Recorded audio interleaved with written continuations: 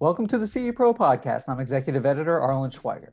Has your company seen the light yet on selling lighting fixtures? It's one of the hottest categories out there, so CE Pro rounded up a trio of integrators who have had great success designing and selling full-blown lighting systems. Here are best practices and tips for expanding your lighting services from Richard Millson of Millson Technologies, George Harrison of Harrison Home Systems, and Ken Bosley of World Premier, as well as Mike Libman of DMF Lighting in this week's episode. As always, be sure to subscribe to CE Pro's YouTube channel and hit that like button on our videos, or subscribe to the CE Pro podcast on Apple and Spotify and leave a review.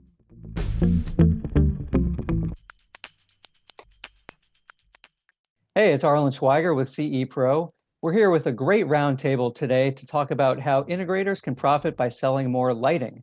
We're joined by Mike Libman, National Sales Director for DMF Lighting, George Harrison of 2021 CTA Integrator of the Year, Harrison Home Systems in Colorado, Richard Millson of Vancouver-based Millson Technologies, and Ken Bosley of World Premier in Mechanicsburg, Pennsylvania, around the Harrisburg area. So thanks everyone, first off, for being on the podcast with me today. It's great to be here. Thanks for having us.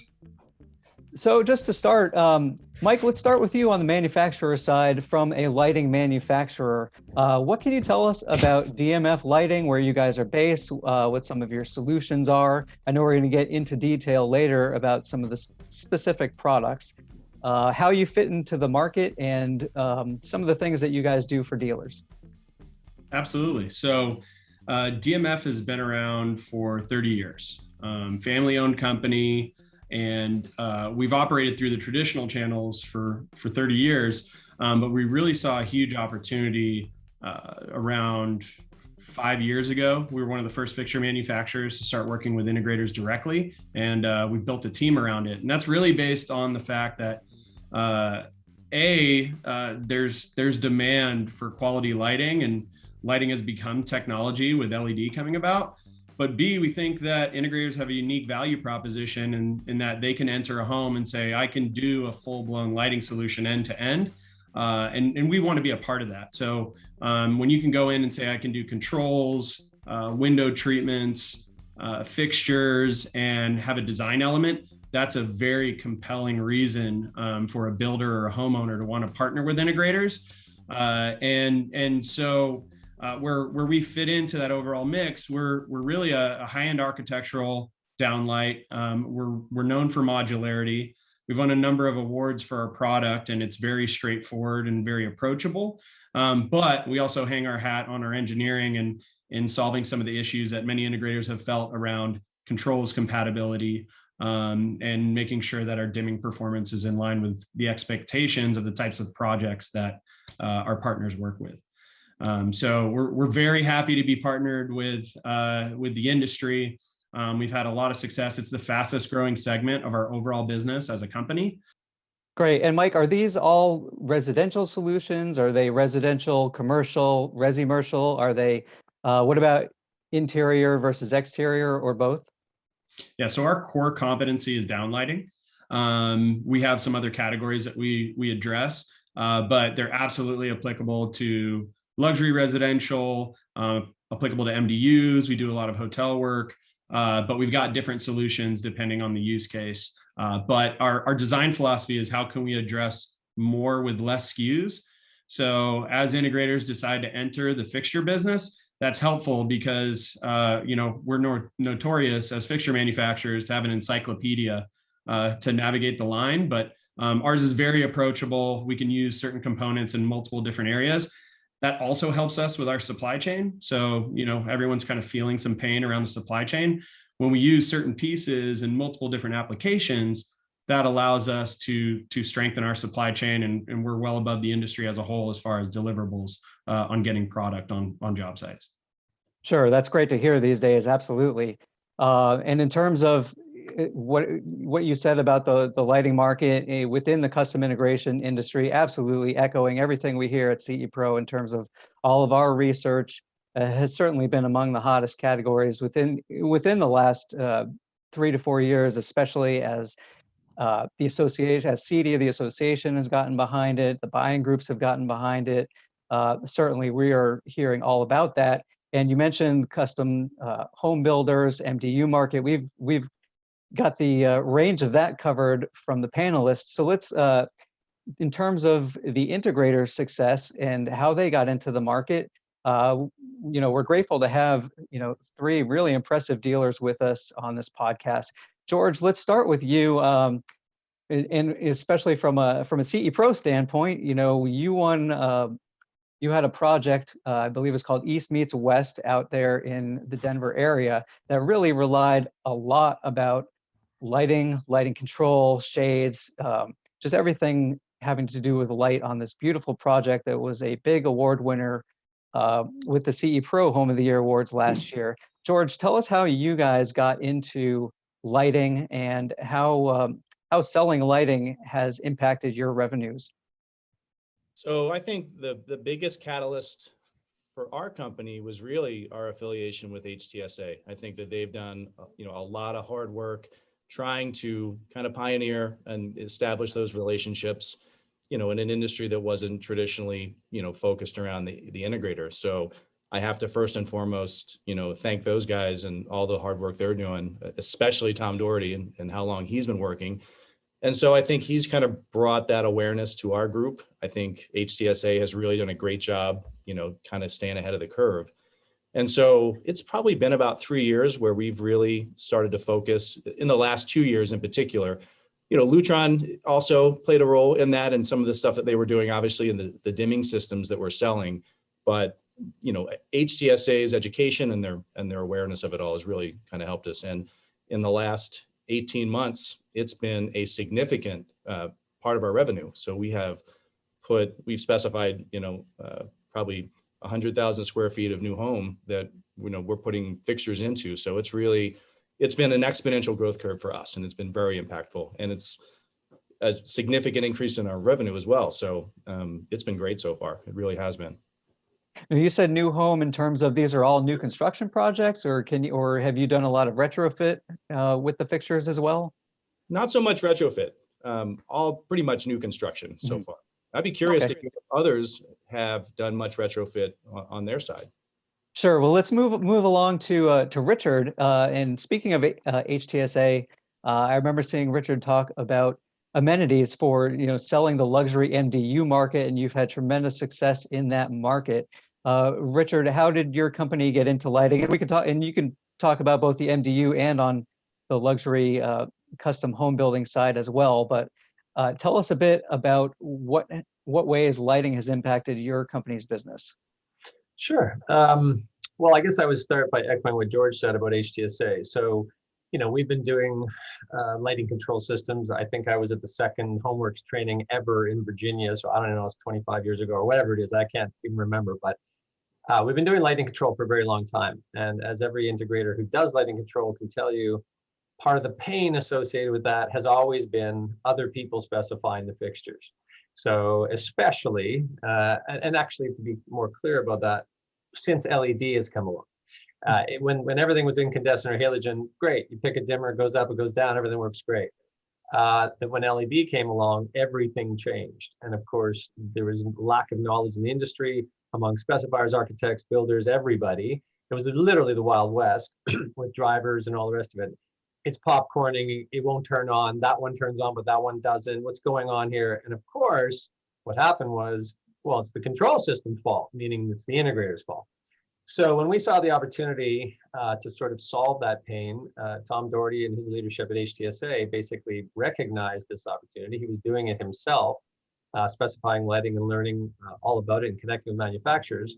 And I will give Tom full credit because he really kind of, some would say barged open the door. I will say gently open the door to essentially disrupt a long-standing practice where most lighting manufacturers went directly through agencies. And that was fine, but Tom really got their attention and said, look, we are meeting with the homeowner first. We are talking about technology. We already sell the control system.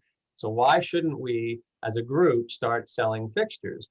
And so will you, as manufacturers, partner with us and help educate us, et cetera. So he created that. HTSA was really the leadership around that. And we got exposed to it through that. And it was a no-brainer for us. We said, we've been living all this pain, and I'm sure George and Ken can actually say the same thing. Like, we have these issues and we can solve them by knowing the driver, the fixture specification. We know what to specify where. So let's go learn about lighting control, et cetera. So that's really how we got into the fixture side of it.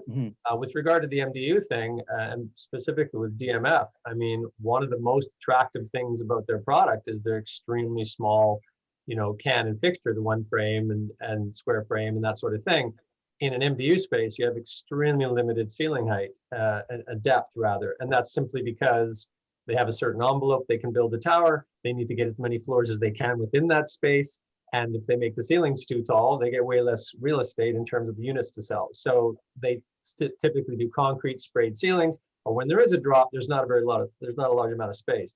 So DMF offers the poured-in cans. They offer a low profile can that we can get in the ceiling, and they're extremely small, so they're easy to place. And I would say from an architectural standpoint, that's one of the highlights for us about their product is, if the can above the ceiling is 13 by 8 by whatever, you can't necessarily line them up the way you want to with regard to the ceiling details, the artwork, etc., coffers, that sort of thing. And that's one of the things about DMF that allows you to do that. So are there certain standards, Richard, that are different for plugging in fixtures into an MDU space that you have absolutely. to? The number one thing typically is fire rating and often noise rating, depending how they construct the spaces with what they call the party walls or the separation walls between the units. And these things are individually contained essentially. So having something that's already fire rated, already sound rated, it's a small form factor, that works very well in an MDU environment because they have a lot of things going through that ceiling, sprinklers being one of the main ones. HVAC ducting, the speakers, there's all kinds of things going on. So the smaller your lighting fixture, the better. So in anyways, that's how we really got into it. And it's been fantastic for the business. We're actually seeing it slowly take off. I will say that your ability to demonstrate it and show it is a big deal around that. And DMF has great products to help us do that, or great, dealer support type items. Great. Yeah. And we'll get more into detail about those kinds of things. Ken, how about you in terms of what the climate for selling lighting is like in Pennsylvania and what sort of applications and successes you've had with it? Yeah, I think the climate has been fantastic. We kind of stumbled in by accident. I think much like the other gentleman said, where we've done lighting control for decades, and slowly as we started offering fixtures, we found that it was just a natural progression from the selling of control. And also the control always falls, regardless of who makes it or how well it operates, it's always on us to resolve problems that the manufacturers of the fixtures or bulbs make. So we kind of stumbled into it. We've probably been doing lighting now for about 5 years, and we don't lead with it, but it's made a profound impact on our business in just about every way. And in some cases, just it becomes a much larger part of the revenue for our job over the audio, video, and cinema and control and things of that sort. So, but overall, we generally work with the homeowners directly, and everyone's been receptive, and we've just done very well with it. But most of our experience, and I have this conversation with manufacturers and with the gentleman at DMF. What's interesting to us is a lot of times we'll go to a meeting and we feel like we're the new guys on the block, and we probably know the least about lighting. But as we start to talk, the electrician smiles and steps back, and the contractor smiles, and the architect often, and the interior designer, and they kind of give us the floor. And even though compared to other things we do, we don't feel like experts, they just don't want to, they don't want to get into it. The electricians that have been doing this for 20, 30, 40 years, they're happy doing things the way they've always done. They're not quick to change. They're not really into the technology end of it. So, and it's surprising to me because of how much the volume of this, ultimately adds up to. But in many cases, they bow out and say, have at it, it's yours. And I don't know if the other gentleman had that experience, but it's dumbfounding, but we certainly have had that experience up to this point. So I want to ask you, in terms of manufacturer support, obviously there are certainly a number of companies in this category. For this roundtable, we're thankful to have DMF here. from the integrator standpoint, and we talked about this, and Richard, you started talking a bit about the design services and things like that. With this category where a lot of education is needed, training, what is it that you guys look for in a manufacturer partner in terms of those? And then Mike, maybe we can turn to you and you can talk a little bit about what some of those things DMF is offering in terms of training, education. I don't know if you are helping them getting into like lighting certification or things like that. But George, let's go back to you in terms of just having a manufacturer partner help you with a potentially tricky category like this. What are some of those characteristics that has helped connect you? There's a few. DMF's done a great job. I think innovation is a prerequisite, and I think that they're doing a great job. But really acknowledgement of our unique challenges, which we do have during this disruptive phase. We are definitely in a phase where we're moving, people's priorities, and we're entering, we're upsetting the apple cart, if you will. And to navigate that takes a little bit of a delicate dance. It takes support. Mike can speak to that. We've had some project discussions where we've brought him in to kind of explain the reason why we're here, from a position of quality control and having a seat at the table during the specification process. It's just really, it's a painful process to fix the problems after the fact. And I think that having a manufacturer partner that understands that dynamic and can partner with you during those difficult discussions is really important. And DMF's done a great job. How about you, Richard, in terms of some of those features, some of that support? And does a company like DMF, do they need to be there for you before you get to the table, helping you prepare that whole specification? So first of all, I support everything George has said. I mean, those are all very good points. From a straight sort of logistics, mechanical side of things, for dealers that haven't seen it or haven't been involved in it, the part number on a ceiling fixture can be, 32 characters long. When you order a speaker, it's the 6-inch or the 8-inch or whatever, right? So when you have adjustable wall wash and the beam angle, how many lumens, 90 plus CRI, etc. There's a number of things that are all essentially brand new to most integrators in terms of learning that. And so what I find is, just from a straight support standpoint, the way that the manufacturer supports the dealer in learning about that, helping them do that, having a dealer portal, for instance, or a cut sheet even that's a smart PDF that fills out. When you select your things, it's filling out the part number. And that's really important. When you're ordering 200-300 fixtures and you get one of those characters wrong and everything shows up with a light bronze trim instead of a white trim, that's a very big problem, okay? Because it's at the end of the job when people are about to move in. So you really need to get those part numbers right. I know that's like, potentially people are thinking that's kind of a small thing. It's not a small thing. So learning about that is very good. DMF has all kinds of great videos. Their sort of dedication, understanding of our space and what we deal with, and the fact that this is new to us. And so being there to support us and help us, they've done a great job on that. And I think that's really if any manufacturer is going to get in this space and partner with integrators, they need to understand these guys have not. There's another aspect to that, which is, if you look at it historically, the manufacturer they sell through the agency, and the agency supports the end user and helps them figure out part numbers and figure out BOMs for the project and all that kind of stuff. We're not really going through an agency. We're going directly to the manufacturer. So they and their ability to support us in that is really important, and DMF's done a great job. Right, and as you said, and as I can attest to, plugging in some product posts onto CEPro.com, seeing those SKUs.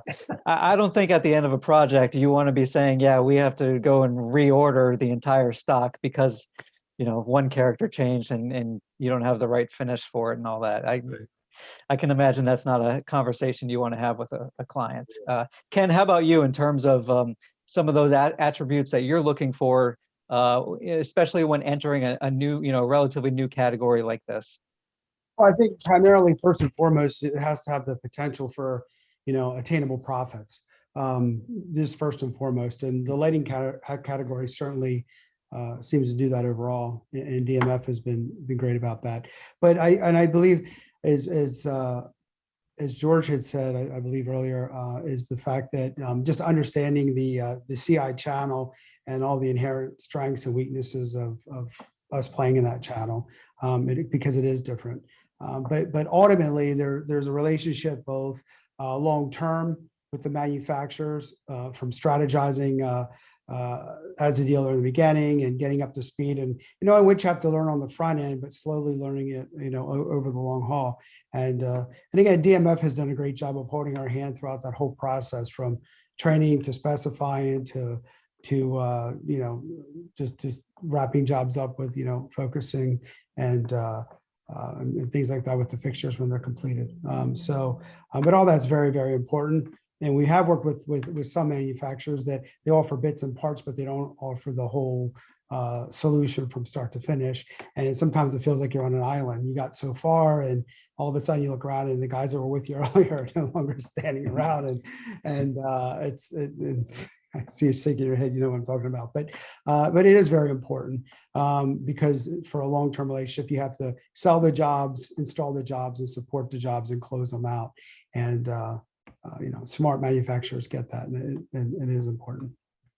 And Mike, how about you? Just, this is a category that seems like, especially for all the amount of new dealers that are getting into it, that there is going to be a lot of hand-holding involved, a lot of, best practices that you guys have to be on top of to help them sell.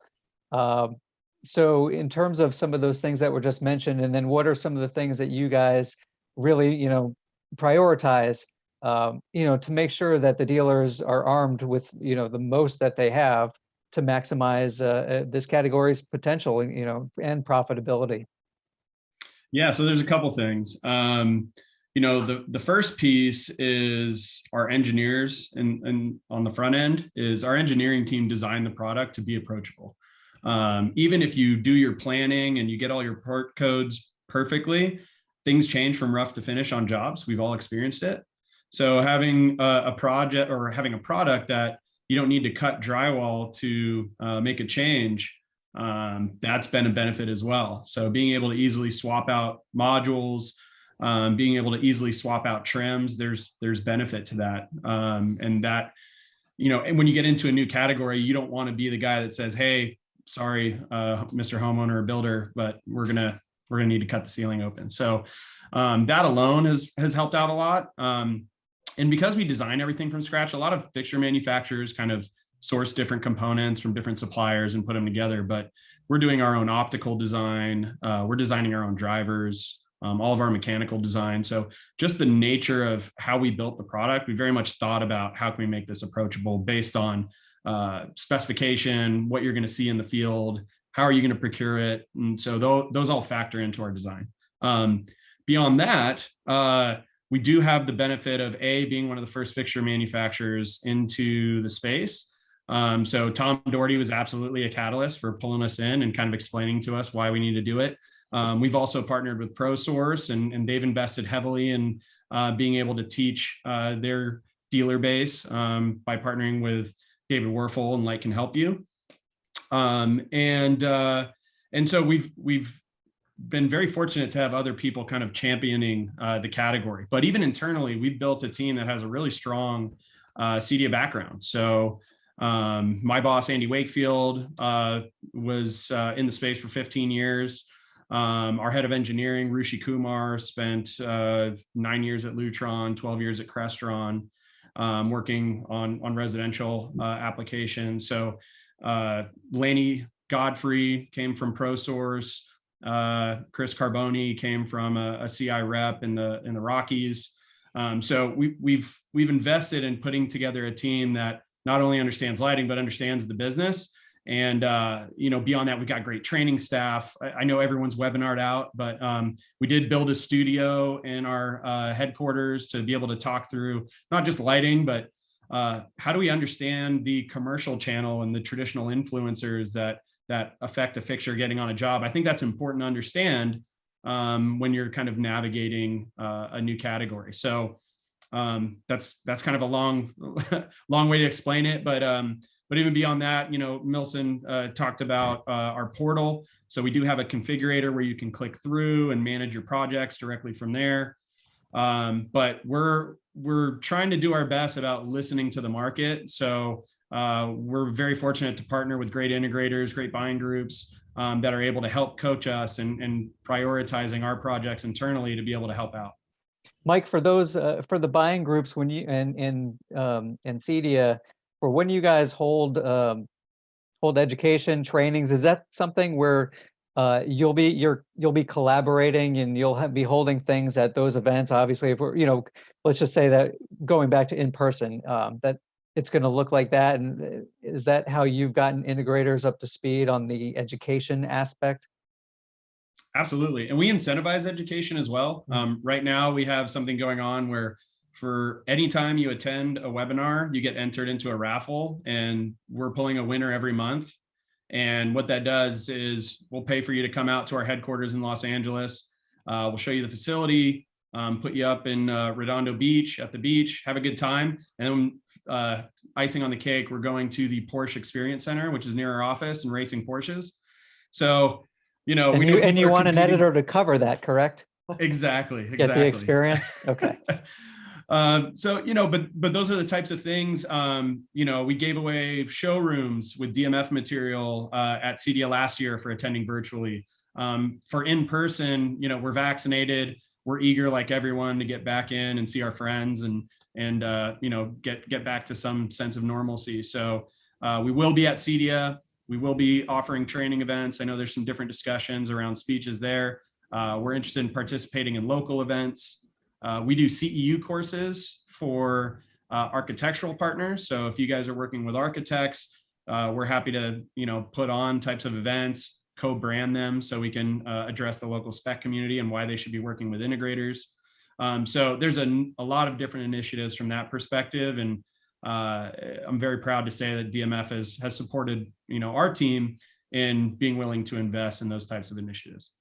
Yeah, that sounds like a ton of great ways to connect moving forward. I did want to get into more about the sales challenges and sales opportunities and sales techniques when it comes to lighting fixtures. Just to kind of piggyback on what you were saying, Mike. George, going back to you, is it how do you guys talk about the technology with customers? How do you show the technology? And are you, I know you deal a lot with architects and designers. Are you mostly showing it to these specifiers, or are you showing it directly to the clients? Well, in our world, it's really situational. We have, I think, a somewhat unique dynamic here in our region, in that we have a high density of lighting designers. The CU Boulder has an architectural lighting program that kind of churns them out. So we have a lot of them here. And when I talk to my fellow business owners around the country, some are like, I've only met one lighting designer in my life. We've probably got, 10 really good ones. And so that's one thing we have to consider. We also have a couple of good electricians that work in the big neighborhoods we work in that, they're also selling control systems as well, lighting control systems. So for us, it's a varied mixed bag. And we really have to be cognizant of the variables in our equation. Every situation is different. We have to be a little more delicate and cognizant of who the stakeholders are per project. And it can be a different approach each time. I think when there's not a lighting designer on the project, it's a conversation with the electrician to see what their position is. Some are more sophisticated than others. And so you kind of have to feel it out to see when it's appropriate to bring it up, because we are still in this disruptive phase. So you have to kind of pay attention to the details, read the tea leaves, and make sure you understand what's appropriate in each situation. And so that's probably not the answer you're looking for, but I think you just have to kind of read what the situation is, but understand the rules, the ground rules per project, and bring it up when you can. But really, at the end of the day, it's about having a seat at the table in quality control. And that is a justified, legitimate reason for us to be here. And so I feel good about bringing it up. And that usually makes everyone happy. They understand the why. So. Right. And getting back to the point about electricians, I was going to ask you guys all about that in terms of which ways you've addressed that. So from your standpoint, it's mostly about relationships. You guys don't do in-house electrical. It's about finding and working with them, and what's the response been like? I know you kind of hinted at it. It varies. It depends on the electrician. It really does. Some electricians don't care. We found here in Denver that there's a number of builders that I have found out are actually providing fixtures, which was something I hadn't seen coming. So, it really is situational. I hate to go back to that, but it is.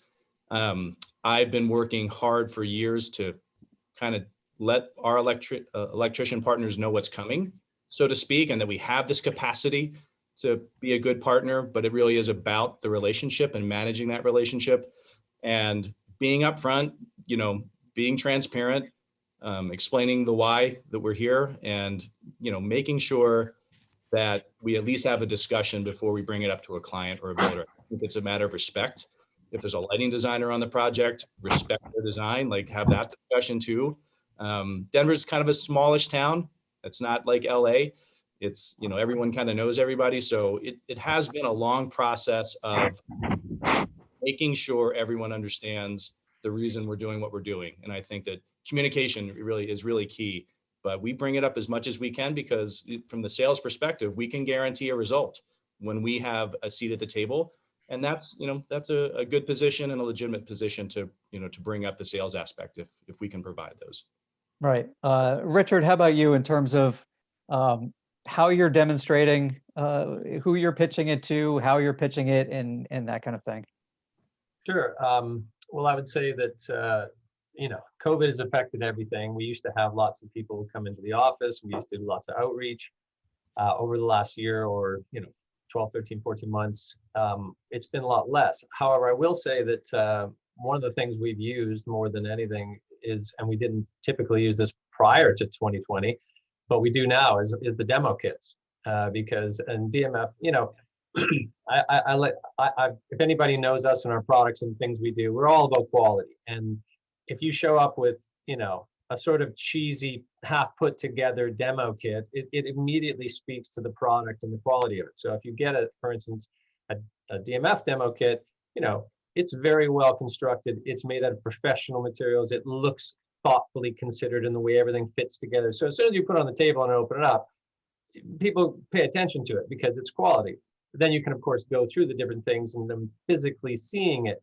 That's all great, but you still need to be able to turn things on and show them the dimming capability, what 1% looks like, the fact that if you have a group of them, they're not popcorning, and just different things. So demoing it, our plan is actually to renovate our showroom to be much more of a lighting lab. We've got the drawings are sitting on my desk right now. We're planning it. And I think that's what every integrator should do if they want to truly be able to show that sort of thing.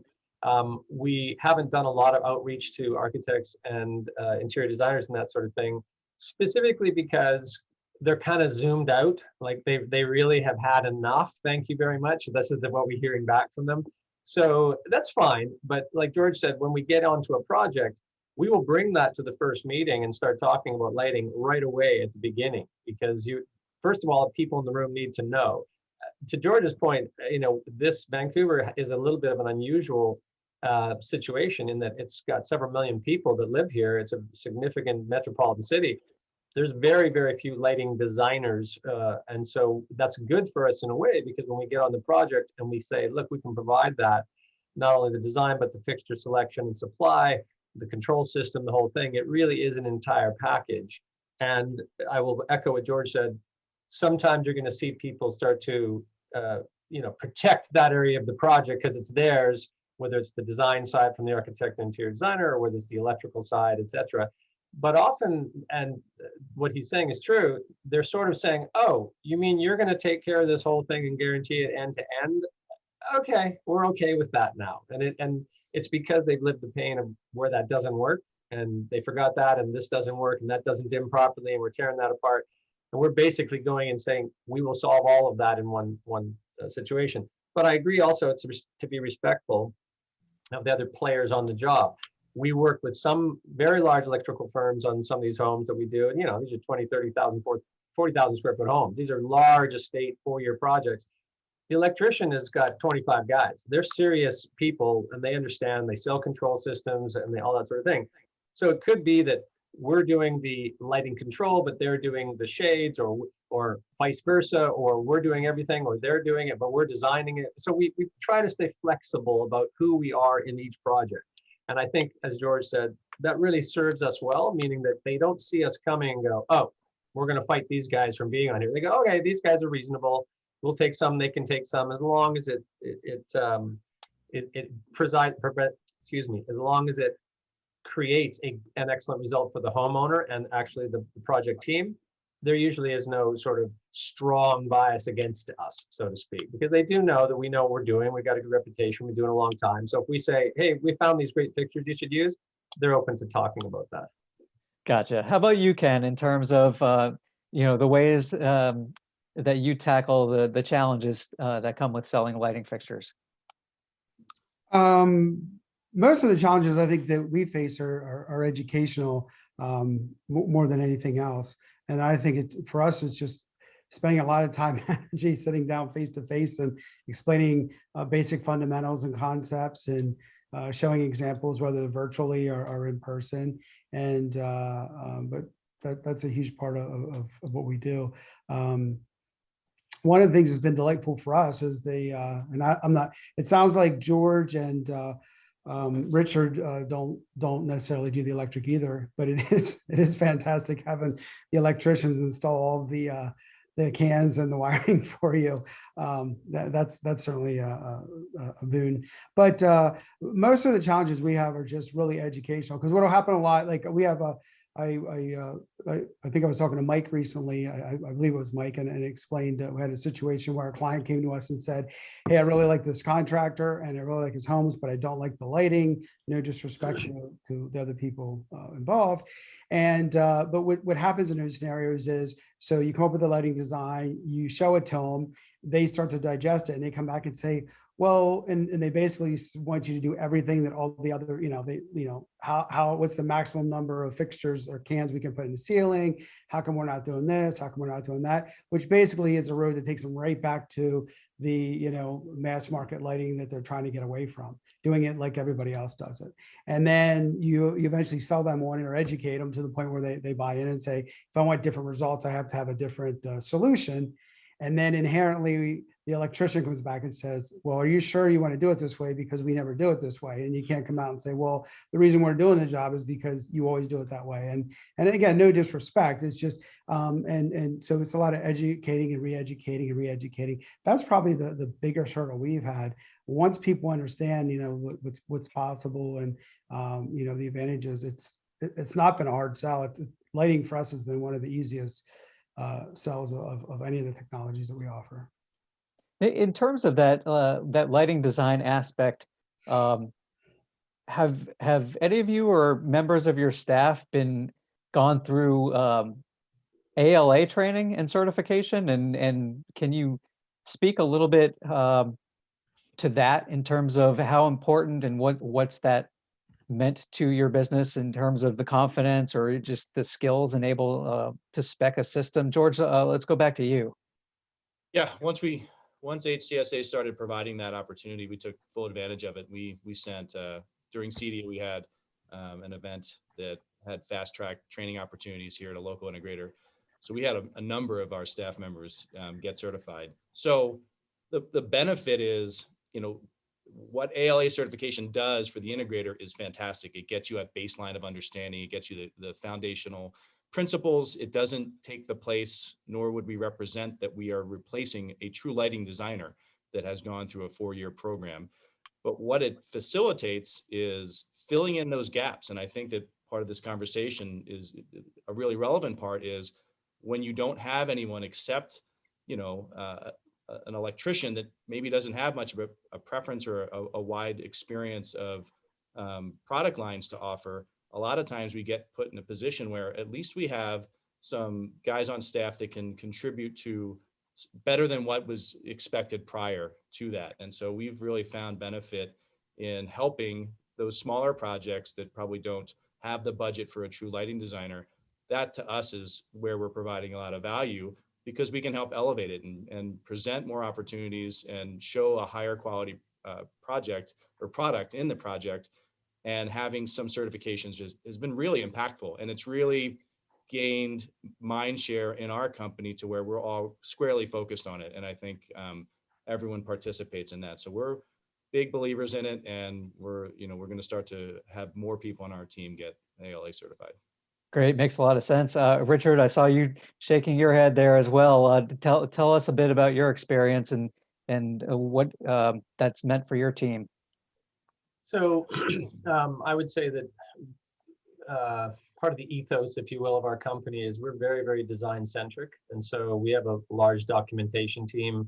We've been doing, AutoCAD and 3D rendering and SketchUp and everything for many years. And the reason I bring that up is lighting design is an artistic endeavor and it's a technical endeavor. It's a combination of those two things.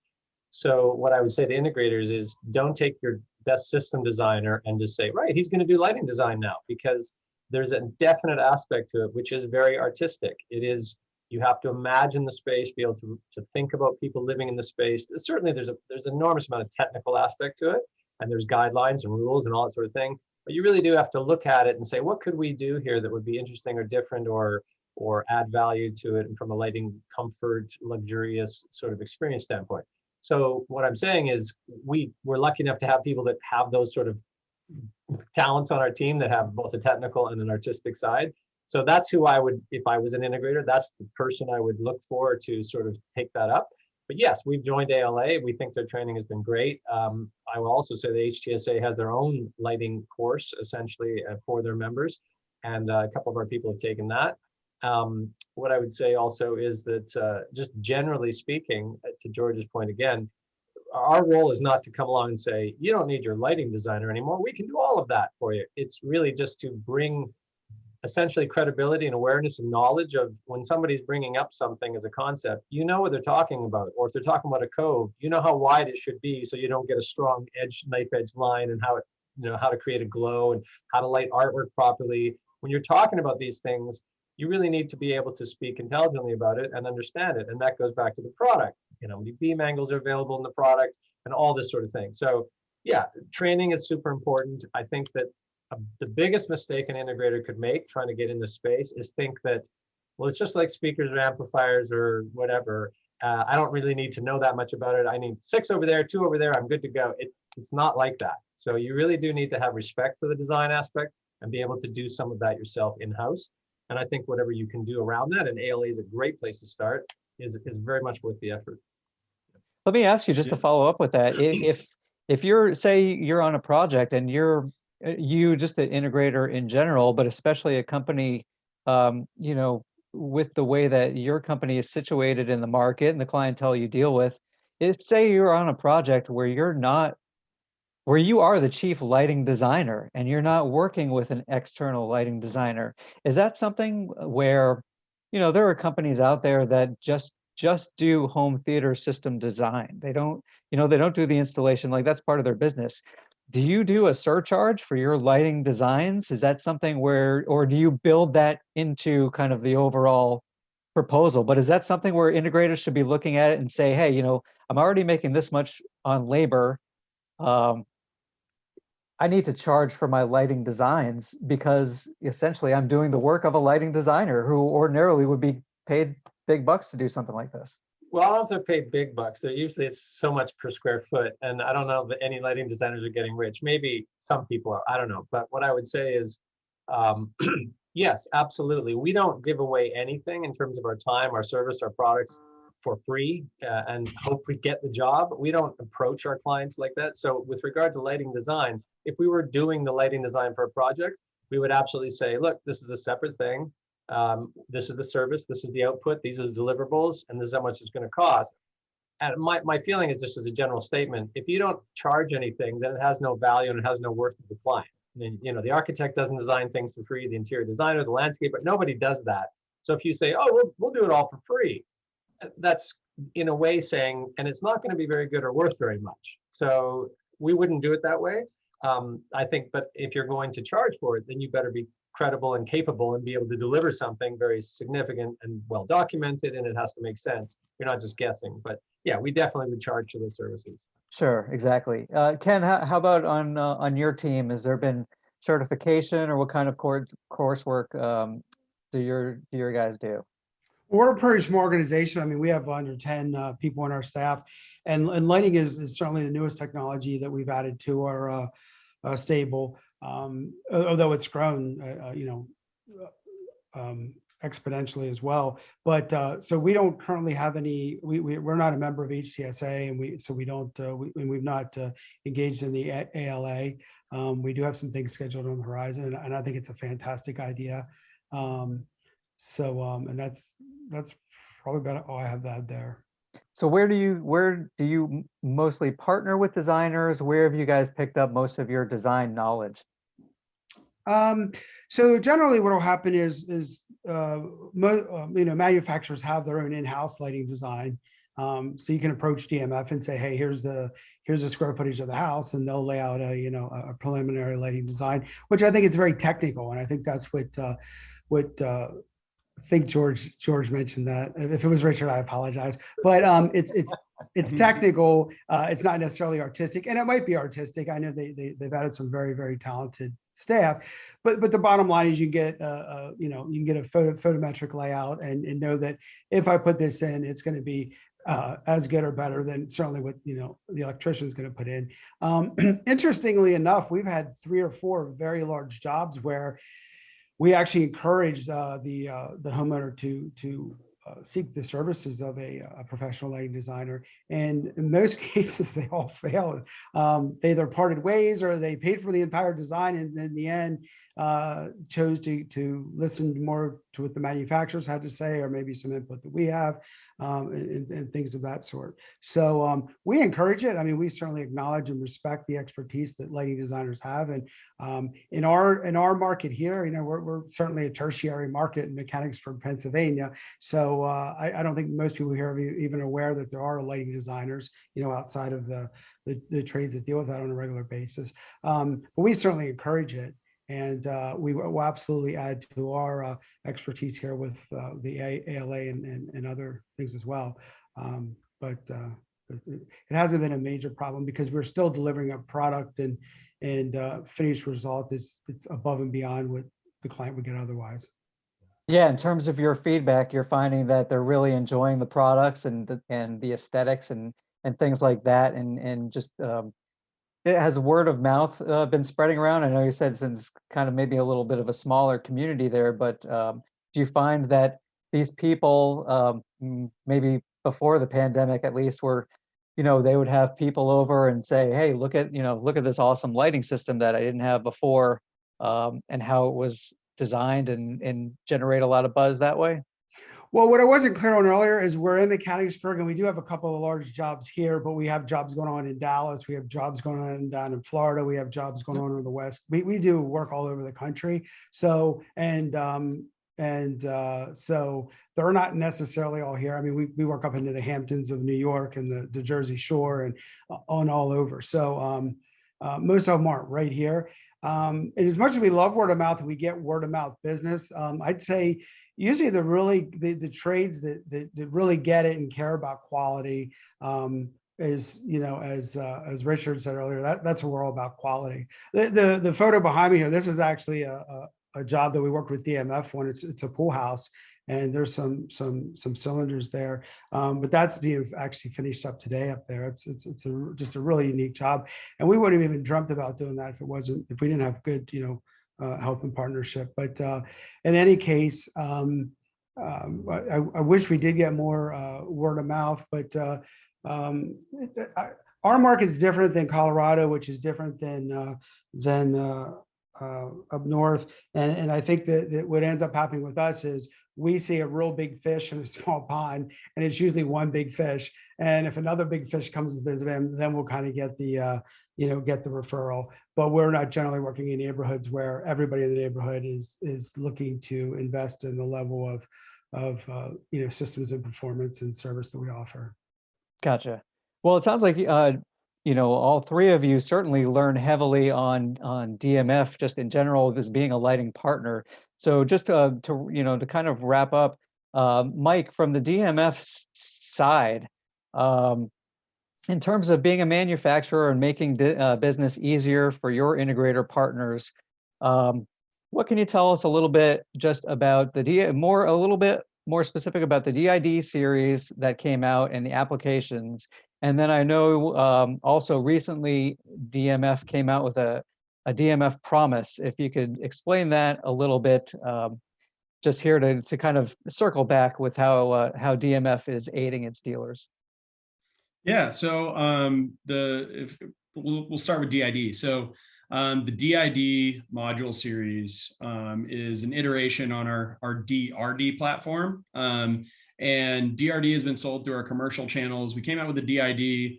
First of all, it's exclusive to integrators. So, you go through the documentation and all the effort to specify our product. We sincerely appreciate that. We don't necessarily want that to be shopped and flipped at a lower margin because they didn't have that investment up front. So, first off, DID is exclusive to the integrators, but it was a big step up, in our driver design. So we've been known to have, good dimming for a long time. But with our new driver, with the DID series, that gets us to sub 1% with standard triac ELD. So, we talked about new construction. That's also a retrofit opportunity. So with the DID series, not only is it fully compatible with our square frame and one frame for new construction applications, you can also go into a home and let's say you're doing a controls upgrade and you want to pair that with quality lighting. So you can offer a sub 1% dimming warm dim with an architectural trim in an existing housing.